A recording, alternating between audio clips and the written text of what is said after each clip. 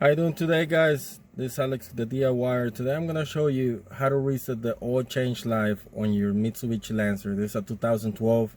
It's my wife's Mitsubishi Lancer. Today I just did the oil change on it, and I'm pretty sure this also works for different models, the same generation Lancers, same type of Mitsubishi Outlanders, same cluster. So it should be the same process for all of them. So stay tuned.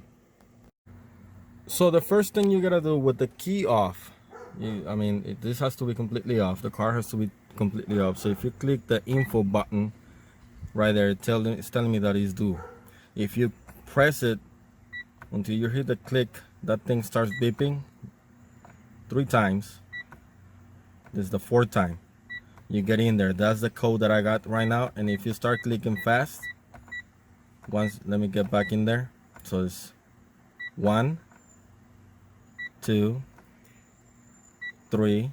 The 4th one takes you in, and move it fast, and you can see the different codes that you have in there. Different options. That's for different oil changes. I like to stick with the NAS 21, then long press, and I'm done in there. Now in order to clear this, all you gotta do is, once you're in this screen, info, long press, then click, and it clears it. That one gives me the option for 13,500 miles or 4 months, and you can do this 2 times,